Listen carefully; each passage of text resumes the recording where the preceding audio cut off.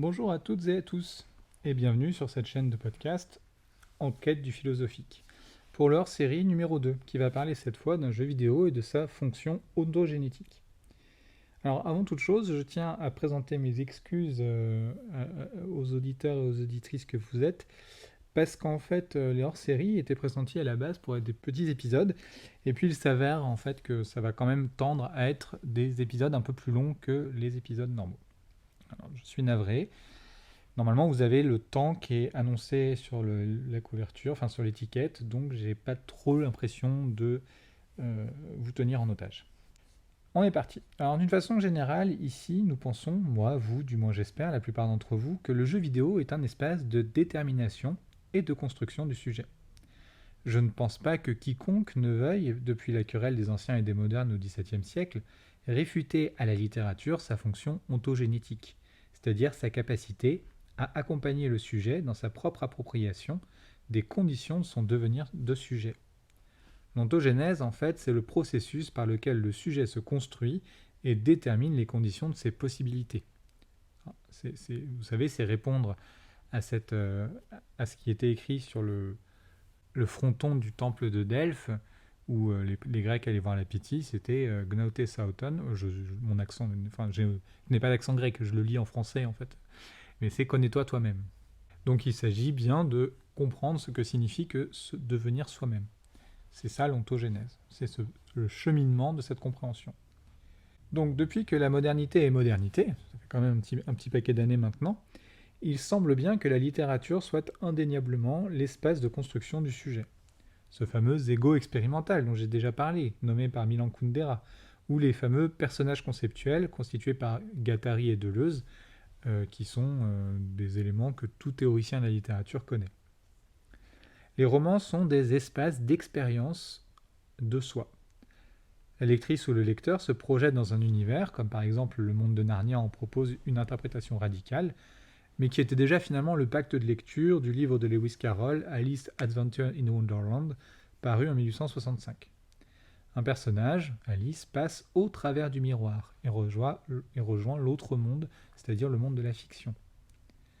Dans les années 70 à 80, une nouvelle tradition ludique émerge, qui consiste à construire des règles pour, à partir d'un livre qui raconte une histoire et établit les règles de participation à cette histoire, mener une quête ou des quêtes.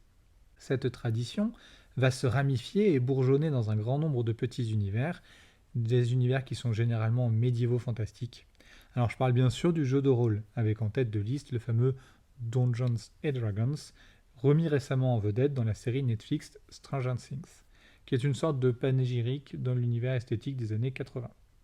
Les jeux de rôle, donc, sont une pratique d'incarnation d'avatar papier, puisqu'on a une feuille de personnage qu'on remplit avec un crayon gris ou crayon papier selon les traditions, puisqu'il faut gommer régulièrement pour faire augmenter les PV, baisser les PV, faire augmenter donc les points de vie, augmenter les caractéristiques quand on prend de l'expérience, etc., etc. Donc ce sont des avatars papier. Et donc on a une pratique d'incarnation de ces avatars à partir d'un livre qui constitue la trame de fond de l'univers et des problématiques rencontrées. Donc il faut des joueurs et un maître de jeu, ou un maître du jeu, qui connaît parfaitement les règles et qui a construit un scénario pour évoluer dans cet univers, et qui donc maîtrise les conditions d'interaction des joueurs avec l'univers livre. Les ordinateurs prendront le relais dans les années 80-90 du maître du jeu et automatiseront, en les accélérant prodigieusement, ces conditions d'interaction, rendant les univers bien plus immersifs puisque la dimension technique de ces conditions était assez rébarbative en un certain sens. Alors, il y a encore aujourd'hui des joueurs de jeux de rôle, en ce qui me concerne, j'y ai joué très tard, mais ça peut passer pour rébarbatif pour des gens qui n'aiment pas ça. Faut vraiment aimer ce type de démarche-là. C'est plus un moment entre amis que une partie de jeu vidéo. Donc je pense que vous voyez où je veux en venir quand je vous parle du jeu de rôle qui part du papier, enfin qui parle du livre, c'est que les jeux de rôle sont des émanations d'une volonté particulièrement immersive de l'expérience littéraire, d'une certaine expérience littéraire, souvent médiévo-fantastique, à l'origine, mais qui s'est déclinée dans tous les univers possibles depuis, alors maintenant, on a des élevages d'animaux jusqu'au monde de Poudlard, en passant, je ne sais pas, par les voitures, les guerres napoléoniennes, que sais-je, les extraterrestres. Enfin après, vous pouvez inventer n'importe quoi, des batailles d'acariens, enfin ce que vous voulez. Tout est possible en fait, et c'est un mode d'expérience narrative qui n'a que la créativité de son maître du jeu pour limite. Si on accepte ça, on est encore en droit de refuser au jeu de rôle la dignité d'un bon Stendhal, d'un Chateaubriand, ou même, si l'on va dans la très basse littérature, d'un Jules Verne, ou d'un Herbert, d'un Frank Herbert. Alors je suis bien sûr ironique, Frank Herbert est un de mes auteurs favoris, mais la science-fiction de Jules Verne au début, et même de Frank Herbert, pendant longtemps, passait pour une littérature de bas étage. Je vous signale qu'il y a une époque où les parents ne voulaient pas que leurs enfants lisent Le Seigneur des Anneaux, parce que c'était pas de la vraie littérature.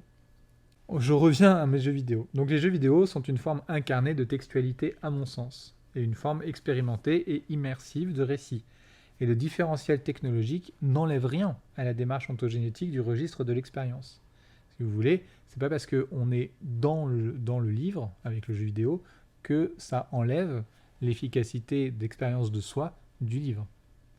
Je dirais même au contraire, puisqu'on ajoute à la capacité de constitution de soi la capacité de l'expérience sensuelle, par le visuel, le musical. On peut recourir à la stratégie, on est obligé de faire des plans, on constitue des améliorations, on fait des essais d'un personnage que l'on doit vêtir d'équipement. Bref, ce n'est pas moins que la littérature, c'est différent. Et je ne dis pas non plus que c'est plus, je dis que c'est différent. Au début, avant de lancer la chaîne, nous avons réfléchi, la personne qui s'occupe de toute la dimension technique et moi, la personne qui d'ailleurs gère le compte Instagram de la chaîne, l'hébergement, la diffusion, etc. Nous avons pensé le titre, En quête du philosophique. Nous avions souhaité garder l'idée d'un double usage philosophique et d'un usage à partir de la philosophie, c'est-à-dire que nous cherchions un titre qui évoque l'espace d'une quête de ce qu'il y a de philosophique dans tous les objets quotidiens de la culture. Car nous le verrons ensemble beaucoup plus tard, la culture est l'infini humain, quand chaque être humain est fini. Chaque être humain a une date de début et une date de fin. À ce compte-là, on pourra me dire, oui, mais l'humanité aussi, certes, mais à l'échelle d'un individu humain, l'expérience de la totalité de la culture humaine est ce qui se rapproche le plus de l'infini. C'est une mise en pratique de cela que nous visons dans ces podcasts, et précisément, particulièrement dans ces épisodes hors série, qui s'attachent à étudier des phénomènes culturels. Nous parlons surtout de l'usage philosophique dans la culture, dans le réemploi des éléments figés dans la culture. Ça, c'est l'objet de mon premier livre de philosophie, d'ailleurs, que de montrer que la culture est l'espace de construction des universaux du sujet, qui sont laissés disponibles pour chaque sujet suivant. Je peux lire aujourd'hui les universaux du sujet qui était Saint-Augustin, par exemple, ou même Sophocle. Ce qu'ils ont écrit reste, et moi, plusieurs milliers d'années plus tard, je peux revivre leur expérience littéraire grâce à ce qu'ils ont laissé. Quand vous lisez un livre, quand vous écoutez un opéra, quand vous regardez un film, vous vous saisissez de ce que d'autres sujets qui ont traversé avant vous des problématiques existentielles proches des vôtres, des chagrins d'amour, je ne sais pas, le décès d'un proche, etc. Donc ce qu'ils ont laissé derrière eux comme trace de leur réaction à ces problèmes. La culture, c'est l'espace qui est disponible aux humains pour s'aider dans leur accomplissement d'être humain. La semaine passée, je vous ai parlé du film Wakanda Forever, qui est le deuxième opus de l'arc des Black Panthers dans l'univers cinématographique des Marvel. Je dois revenir très rapidement, vous savez comme le temps m'est toujours compté, sur ce choix. Ma conscience philosophique a grandi au cinéma avec la narration complexe de la trilogie Matrix. Pourquoi n'ai-je pas alors revendiqué que le mythe fondateur de l'identité esthétique du XXIe siècle se trouvait du côté de Matrix, plutôt que dans la fresque de Marvel ?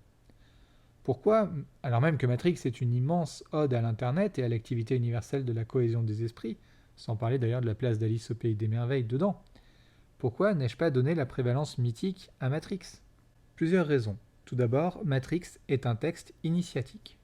Son contenu se déploie sous une forme d'apparence accessible, mais qui superpose des couches de signification auxquelles on ne peut accéder qu'à la condition d'avoir déjà commencé des initiations préparatoires. Autrement dit, il faut avoir lu certains livres pour comprendre les implicites que va manier Matrix tout en racontant sa propre histoire. C'est d'ailleurs la différence entre le premier film et les deux autres. Le premier donne l'impression d'être accessible et l'est plutôt. Les deux suivants partent loin et fort. Mais le tout forme un système homogène dont chaque partie fonctionne et recoupe les autres.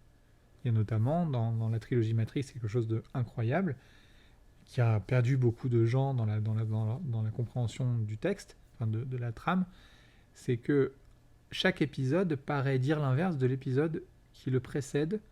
Donc ça ne fonctionne pas. Le 1, ok. Le 2 dit l'inverse du 1 et le 3 dit l'inverse du 2. Donc c'est compliqué. En fait, non. Ça s'explique très bien. Mais il faut comprendre comment il faut le prendre. C'est un chef-d'œuvre structurel, Matrix. Les textes philosophiques d'auteurs classiques qu'il faut connaître sont eux-mêmes des superpositions de sens qui renvoient à des polémiques philosophiques. Il y a aussi des traditions de films antérieurs. Par exemple, il vaut mieux avoir vu Dark City pour pouvoir comprendre Matrix. Et ces films antérieurs ont conditionné parfois jusqu'au choix de casting. Tout cela constitue en fait plusieurs corpus corporels de différentes natures dont il faut être détenteur, et plutôt des détenteurs fins et précis, afin d'avoir accès à toutes les subtilités des messages du film. Je sais que beaucoup de gens ont considéré que les 2 derniers épisodes de la trilogie racontaient n'importe quoi et n'avaient aucun intérêt, et que les Wachowski étaient devenus fous. C'est un réflexe classique de l'être humain que de discréditer ce qui nous discrédite. Parce qu'il perd le fil, l'être humain, et ne comprend plus la suite de ce dont il comprenait le début, alors il se dit que les auteurs sont devenus médiocres ou ont fait n'importe quoi. C'est un réflexe de protection finalement. Une réaction plus modeste serait de se dire que quelque chose nous échappe et d'essayer de s'initier à la pédagogie nécessaire. L'univers Marvel, en revanche, est accessible. Et son ésotérisme, ses références, sont relativement faciles à identifier. Mais surtout, ce qui compte, c'est qu'on peut quand même ne pas forcément avoir besoin de toutes les références pour que le texte reste totalement compréhensible. Ce n'est vraiment pas le cas de Matrix, qui est complètement ésotérique. Mais il va de soi que la trilogie Matrix a grandement influencé la dimension cyberpunk et mystique du XXIe siècle. Et l'on pense d'ailleurs à une série comme Altered Carbon, qui est disponible sur Netflix par exemple, ou même la série The Westworld, qui, l'une et l'autre, poursuivent l'œuvre philosophique de la trilogie Matrix à mon sens. Chacune dans une dimension différente d'ailleurs, c'est vraiment très intéressant. Autrement dit, je travaille avec vous sur des objets dont la signification ne mérite pas une analyse qui soit de l'ordre du travail de recherche minutieux et approfondi.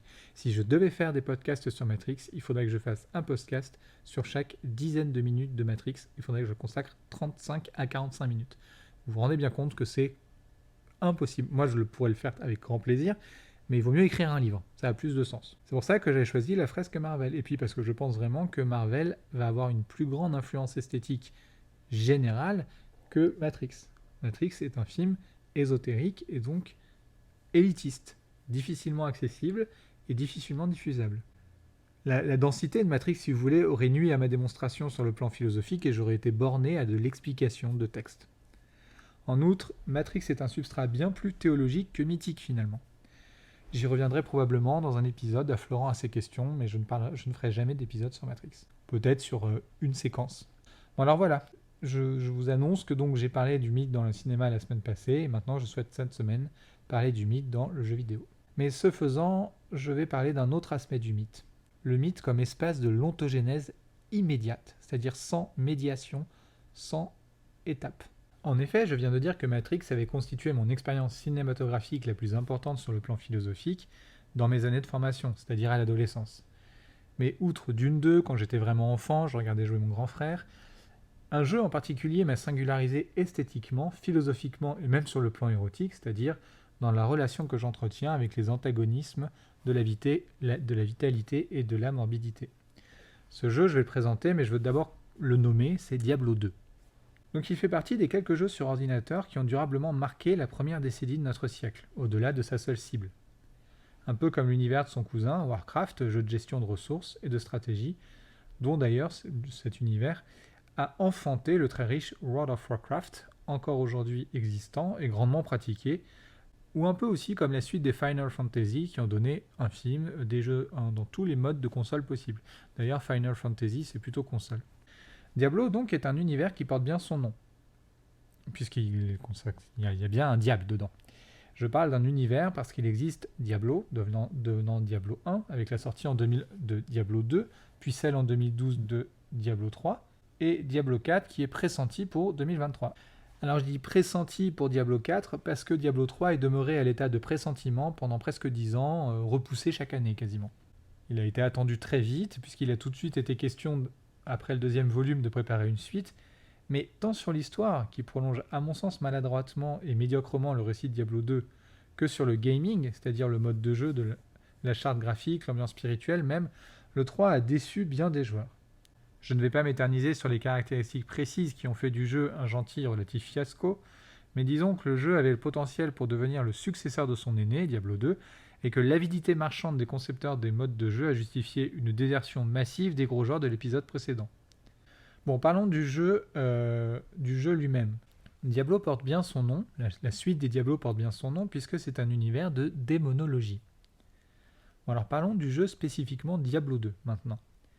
Il s'agissait d'un jeu disponible sur Macintosh et sur ordinateur personnel, donc Personal Computer, les PC. Pour y jouer, il fallait incarner différentes classes. Ça, c'est un grand classique. Paladin, barbare, sorcière, c'est-à-dire magicienne en fait. Ça, c'est sorceresse. Amazone et nécromancien. Puis au travers d'une extension, le druide et l'assassin. Alors devant vos cris effrénés devant vos ordinateurs, la férocité de votre besoin à toutes et à tous de savoir, je consens à dire que je jouais essentiellement la sorcière, spécialisée dans la glace, et le nécromancien, orienté dans un mélange entre malédiction et serviteur squelette. Mon main personnage, vraiment, c'était ma sorcière de glace, avec laquelle j'ai vraiment beaucoup joué et qui avait un vraiment gros niveau. Voilà, vous savez tout et vous allez voir d'ailleurs que ça change absolument tout à la suite de ce podcast. Ce que n'ont pas réussi les développeurs avec Diablo 3, c'est de renouveler l'exploit de l'expérience mystique contenue dans Diablo 2, qui requérait un équilibre subtil entre la patte graphique, l'univers sombre et l'innovation du hack and slash. Oh là là, mais de quoi est-ce qu'il parle encore? Qu'est-ce que le hack and slash? Alors, pour ceux qui ne savent pas, et celles qui ne savent pas, parce que je pense que beaucoup de gens savent, il s'agit d'un type de jeu vidéo spécifique, dont Diablo 2 est l'un des premiers exemples, si ce n'est pas le premier, consistant à se déplacer en fait dans une trame sur une carte, non pas de profil déjà, mais d'au-dessus. C'est pas de la 3D, mais c'est quand même au-dessus, et donc en fait, on a un paysage, enfin on a un horizon, en fait, si vous voulez. Et sur cette trame carte, on enchaîne les combats massifs, généralement de mêlée, pour littéralement vider une carte de toute la foule des monstres, les fameux mobs, indépendamment de la quête poursuivie et des objectifs à réaliser. C'est donc un jeu d'affrontement. Il me faut présenter un dernier aspect du jeu, qui est quand même le but de l'épisode. Son lore, pour reprendre une expression déjà empruntée dans le premier épisode de ces hors-série, son histoire, sa trame de fond, pour parler en bon français. Histoire absolument essentielle, vous allez voir. Donc je disais à l'instant que Diablo 2 était vraiment la présentation de l'histoire, et Diablo 3, je ne lui rendais pas justice quand je disais qu'il était absolument décevant, ce qui n'est pas absolument décevant, c'est juste qu'il polarisait la narration sur la quête de la nature du personnage joué. Et c'est quelque chose de peut-être un peu déstabilisant dans ce type d'univers. Tous les jeux de la suite Diablo se découpent en actes. Et chaque acte est un niveau de difficulté supérieur à l'acte qui lui est directement antérieur. Mais c'est une histoire, ça raconte vraiment une histoire. Donc il y a l'acte 1, l'acte 2, etc., comme au théâtre si vous voulez. Et chaque acte présente une étape de l'histoire. Diablo 2 termine son apothéose narrative dans l'acte 5. Mais dans l'acte 4, la ville refuge des activités du joueur n'est ni plus ni moins que Pandemonium. Oui, la capitale des enfers. Et on affronte d'ailleurs Diablo à la fin de l'acte 4. Et à la fin de l'acte 3, on affronte Méphistophélès. Enfin, Méphisto, pardon. C'est pas Phélès, c'est Méphisto. Et dans l'acte 5, on affronte Baal. Je vais en parler. Donc, c'est la capitale des enfers, Pandemonium. On est en plein dedans. Je dois faire un aveu. J'ai fait mon master sur le diable, enfin mes masters sur le diable et sur le mythe de Faust, et ma thèse sur le diable, à cause de mon imprégnation esthétique et philosophique, dans et par mes très nombreuses nuits blanches passées sur Diablo 2. Il s'agit d'un jeu où l'on incarne un type de personnage, ceux dont j'ai parlé, pour affronter un univers démonologique. Et l'on est guidé plus ou moins par plusieurs personnages non joueurs, mais je vais n'en citer que deux essentiels. Le premier étant un personnage que l'on va délivrer dans une ville où il est enfermé, Tristram, qui s'appelle Descartes Kane. C'est une espèce d'ermite détenteur d'un savoir, qui serait ou qui aurait été membre d'un ordre secret, qui vient directement du premier opus des Diablos. Descartes nous envoie alors sur la route, pour le dire rapidement, et nous rencontrons vite le deuxième et principal personnage guide et donneur de quête, l'archange ou l'ange Tyrael. Je ne vais pas donner ici le détail de l'histoire, car cela exigerait trop de temps, et puis de toute façon ça se trouve sur... Je pense même qu'on peut avoir les cinématiques aujourd'hui sur Internet. Donc dans ce jeu, disais-je, vous incarnez un de ces personnages. Il faut choisir disposant de pouvoirs spécifiques au pluriel et de types d'équipements particuliers que vous allez, au fur et à mesure de votre expérience de jeu, récupérer sur des plus gros antagonistes, les fameux boss, ou dans des quêtes, ou encore dans les magasins du jeu, ce qu'on peut payer avec de l'argent du jeu, euh, dans les différentes villes. Mais l'idée, c'est donc que dans le premier opus, l'enjeu était de combattre des démons venus sur le plan des humains, et que ces démons ont été enfermés dans des pierres d'âme. L'un de ces démons, un des 3 démons majeurs, est parvenu à sortir de sa pierre, que portait le héros du premier opus, et a pris possession de son corps jusqu'à se libérer totalement et se réapproprier son propre corps de démon, c'est donc Diablo. Dans Diablo 2, on combat Diablo, le démon majeur à l'origine du bazar général, juste après avoir affronté Mephisto, et puis ensuite, dans l'acte 5, le pire de tous, qu'on peut imaginer être le grand frère, Baal. Bon, alors je pense que tout le monde aura bien perçu qu'on se trouve dans un univers assez biblique, avec des anges, Tyrael, certes, mais d'autres aussi se trouvent dans Pandémonium, à l'acte 4, des démons majeurs, dont les noms sont des démons ou des dieux tout à fait connus, des démons mineurs, et une quête impliquant le salut humain. Si l'on inclut Diablo 3, ce que je fais, les choses vont même beaucoup plus loin. Baal est un dieu sémitique majeur qui va se balader dans différents syncrétismes et qu'on retrouve notamment dans l'outillage hérétique hébraïque puis chrétien. Méphisto, c'est le Méphistophélès faustien, bien sûr, un des noms du diable. Et bon, Diablo, je ne crois pas qu'il faille que je vous explique. Donc, dans Diablo 3, la question de la nature du personnage incarné par la joueuse ou le joueur, quelle que soit sa classe d'ailleurs, paladin, sorcière, etc., est l'objet de l'enquête que l'on mène au travers des actes dans Diablo 3. Alors c'est un propos totalement absent de Diablo 2, mais c'est le même univers, quoique dans une sorte de niveau différent. On ne repasse pas par les actes, donc je vous rappelle, les actes c'est les chapitres, si vous voulez, les niveaux, de l'opus précédent, mais c'est la même logique d'actes. Et l'on découvre que cette nature, c'est d'être des Néphalem. Les personnages que vous jouez, en fait que vous jouez depuis Diablo 1 sans doute, ce sont des... Il n'y a pas de métatexte du jeu là-dessus, c'est quelque chose qu'on peut déduire, qui n'est pas précisé. Donc c'est d'être un Néphalem. Alors qu'est-ce que c'est qu'un Néphalem ? Dans le jeu, le jeu le présente, donc la narration du jeu le présente comme une sorte d'hybridation entre des anges et des humains, procédant d'un interdit de nature, et c'est à cause de cela qu'ils ont été exterminés. La trame narrative du jeu n'en disant pas plus. Mais si on cherche un peu, ce que j'ai fait bien entendu, on retrouve le terme des Néphilim dans le Pentateuque, qui est un des livres de l'Ancien Testament, et l'on retrouve ce terme à 2 reprises. C'est très maigre. Ils sont traduits par géants et peuvent dériver d'une signification comme ceux qui tombent ou ceux qui sont tombés. D'accord, mais alors de quoi s'agit-il ? Je dois faire un très rapide, c'est même pas un cours, je dois faire une petite fiche d'histoire théologique et plus particulièrement d'histoire de la tradition dite de l'apocalyptique juive. Il s'agit d'un élément dont j'approfondirai peut-être un peu mieux le cadre historique à l'échelle de la civilisation occidentale dans le premier épisode du premier cycle, c'est-à-dire dans l'épisode de la semaine prochaine. Je vais me contenter ici donc de parler en termes généraux. Il existe dans toutes les religions, en tout cas dans toutes les religions monothéistes, mais je ne vois pas pourquoi ce serait différent dans les autres, des textes officiels établis selon des processus de rassemblement de corpus qui appartiennent à chacune des religions et des textes officieux, voire interdits. Les textes officiels s'appellent des textes canoniques, qui font partie du canon.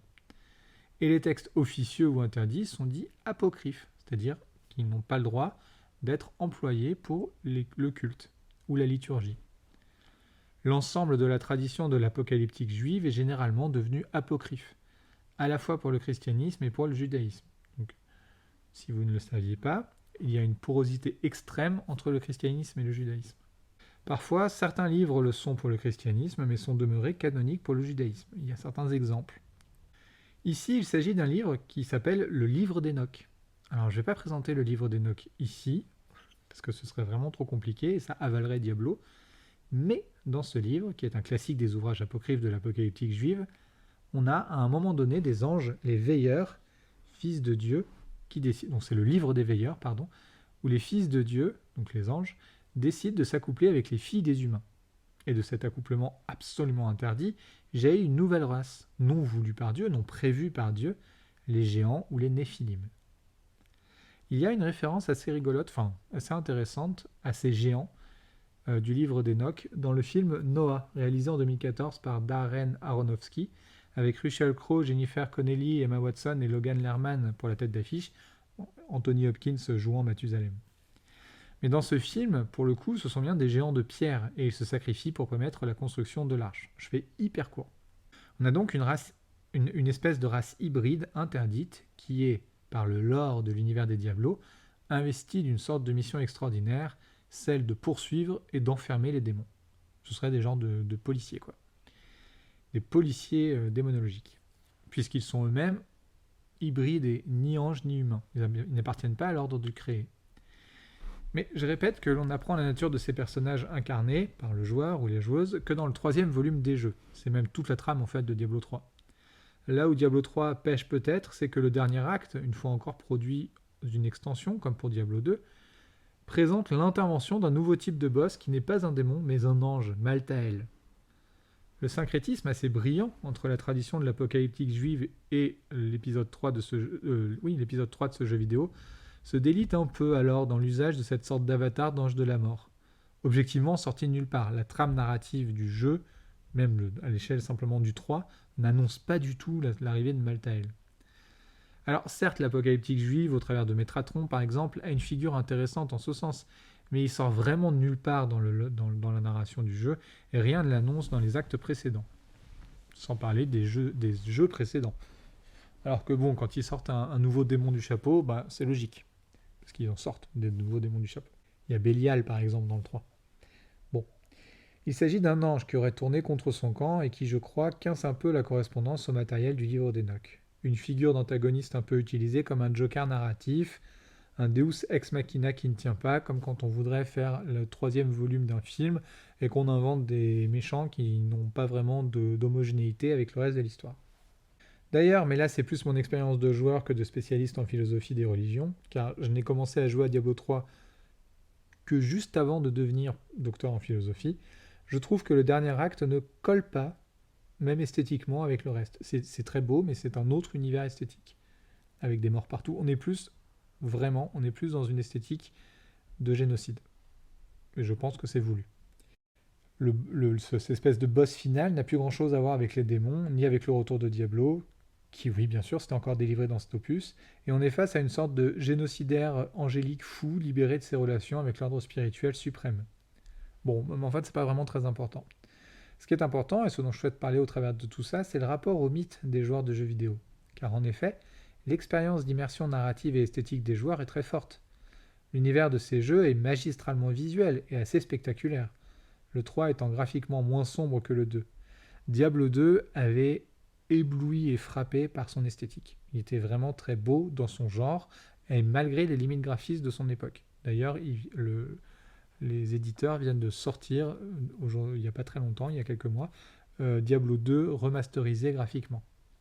Diablo 2 est bien plus gothique au sens premier du terme, c'est-à-dire médiéval et austère. Diablo 3, s'il est encore gothique, l'est mais d'un gothisme flamboyant et généralement superposé aux ornements esthétiques d'un macabre surabondant.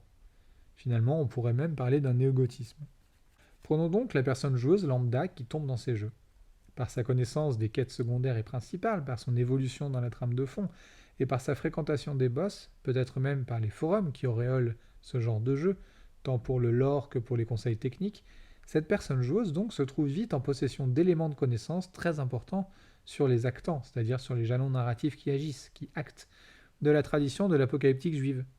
Certes, dans la vraie apocalyptique juive, il n'y a pas de Descartes Kane, il n'y a pas de mont secret des vaches, il n'y a pas le mont Area, mais il n'empêche que, sous une forme ludique, les joueuses et joueurs sont initiés à la quête initiatique de la délivrance et du savoir qui pouvait animer l'expérience spirituelle et esthétique du salut, donc ce qu'on appelle l'eschatologie, dans la tradition de l'apocalyptique juive, avec donc la perspective du fait de sauver l'humanité par le fait de détenir ce type de savoir. L'analogie est limitée, puisqu'on apprend dans le 3 que le personnage joué est finalement extérieur à l'humanité. Dans le 2, on croit qu'on joue un être humain. Et donc on va sauver l'humanité. Dans le 3, on sauve une autre catégorie du créé, donc, puisqu'on n'est pas nous-mêmes, on n'appartient pas nous-mêmes à cette catégorie. Les personnages joueurs se déterminent dans le jeu au fil des aventures et des étapes de la lutte, et se constituent établissant des choix dans les caractéristiques qui sont les leurs, dans la façon de jouer, dans les éléments auxquels elles donnent la prévalence sur d'autres, dans les affinités qu'elles nourrissent avec telle ou telle carte, tel ou tel acte du jeu. Dès lors, et même si tous les joueurs et toutes les joueuses visent le même objectif, défaire Baal et s'équiper le mieux possible, donc là je reviens sur Diablo 2, Pour avoir le personnage le plus puissant et ou le plus confortable possible à jouer, chaque joueur et chaque joueuse fait du jeu une expérience subjective et particulière. L'universalité du cadre narratif, qui est la même pour toutes et tous, l'universalité de l'univers eschatologique de l'apocalyptique juive, qui est la même depuis 2600 ans, redevient un enjeu d'expérimentation de soi et de projection de ses propres possibilités individuelles, dans le vidéoludisme du XXIe siècle. La mise à disposition du caractère ontogénétique, c'est-à-dire productrice des conditions de formalisation et de matérialisation de ce qu'est qu'être, par le jeu, redonne à cette tradition sa force expérimentale et son sens spirituel. Bien sûr, aujourd'hui, en Occident, les sujets s'identifient bien moins qu'avant dans la spiritualité théologisée, et les supports de transfert des besoins libidinaux, une fois encore au sens augustinien et non au sens freudien, de toute activité ontologique s'expriment dans des matérialisations très éloignées des supports religieux. Les valeurs se justifient par d'autres structures et s'incarnent dans d'autres supports politiques que la religion. Je crois qu'il est capital aujourd'hui d'accepter de nous représenter que les modes d'expérimentation de l'être varient d'une génération à l'autre, et s'ils diffèrent en forme, ils demeurent immobiles en fond. Le motif fondamental de la quête de soi, du travail de définition et de détermination des différents éléments qui constituent ce soi, que nous construisons toutes et tous, dans ce que par exemple Søren Kierkegaard appelle la période de l'âge esthétique, et que nous dotons d'outils et de méthodes dans ce que Kierkegaard toujours appelle l'âgétique, est récurrent et toujours le même. Quoique par des logiques de matérialisation différentes, technologiquement et vis-à-vis du rapport au savoir sur le monde et sur soi, un sujet de l'Empire romain n'est structurellement, intérieurement, internement, pas différent d'un sujet de la Première Guerre mondiale. C'est d'ailleurs pour ça qu'on peut lire Platon et comprendre de quoi Platon parle, de quel type d'expérience psychologique ou d'expérience philosophique il parle. Bien sûr, les conditions culturelles, historiques, politiques sont toujours différentes et sont les éléments qui participent du contexte de variabilité des possibilités des conditions formelles de l'être. Mais la structure interne, le mode de l'activité de pensée, est identique, et j'en veux pour preuve de l'usage vidéoludique du récit des veilleurs, ces anges déchus qui décident de s'accoupler aux filles des hommes, et qui engendrèrent une race non créée par Dieu. Autrement dit, des êtres dont les possibilités du devenir ne sont pas déjà compris dans le grand plan divin, dont le destin et les destinations ne dépendent pas d'un texte déjà écrit dans le livre secret de la Providence, mais ce sont des êtres dotés d'une liberté absolue du fait de la pluralité hybride de leur origine de nature. Nature au pluriel, là, du coup. Nous trouvons donc là un redoublement de la philosophie kantienne, puisque ces êtres, les Néphalem ou Néphilim, par la tutelle même des natures dont procède leur nature à eux, les anges d'une part, et les humains d'autre part, sont ainsi presque des genres de demi-dieux. Et c'est à peu près comme ça que l'ange Tyraël recourt à eux d'ailleurs, même si dans le jeu Diablo 3, les Néphalem sont plus associés aux démons qu'aux anges. Et c'est d'ailleurs pour ça qu'ils sont exterminés. Ils sont hors du créé, hors de la création. On trouve, disais-je, un redoublement de la conclusion kantienne de la finalité humaine, id est, la liberté, l'autonomie de la volonté du sujet.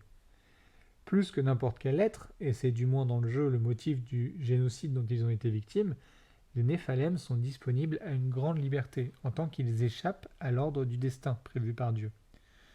Or, ce sont des possibilités de réflexion sur soi ou non qui sont disponibles dans le jeu. Alors évidemment, des joueurs et des joueuses vont bourriner le jeu en ayant un peu rien à péter du côté roleplay, c'est-à-dire jeu de rôle, évidemment. Mais c'est une mise à disposition. Comme tout jeu vidéo, en fait. Permettant d'incarner un personnage, il y a une mise à disposition en rejoignant un monde homogène. Et il s'agit d'un récit d'initiation possible et d'invitation à la logique même de la détermination de soi. La singularité de Diablo, pour notre énoncé ici, c'est d'une part le lien à la tradition de l'apocalyptique juive, vieille de presque 3000 ans, dont je vais dire deux mots dans l'histoire culturelle de l'Europe occidentale, et en particulier chrétienne. Là tout de suite. Il faut savoir que le livre d'Enoch a été apocryphe et donc a disparu de la surface de la Terre. Mais en fait, non. Il a continué à être pratiqué par une autre tradition qui a un peu disparu aussi parce qu'elle a été déclarée hérétique, qui est la gnose. La gnose et le livre d'Enoch se sont intriqués dans certaines traditions, dans certains mouvements. Or, dans la cour élisabéthéenne, un savant un peu fou, dont vous retrouvez facilement le nom sur Internet, je ne le nomme volontairement pas ici, puisque j'en reparlerai, a découvert le livre d'Enoch et a inventé, à partir de ce livre d'Enoch, la magie énochéenne.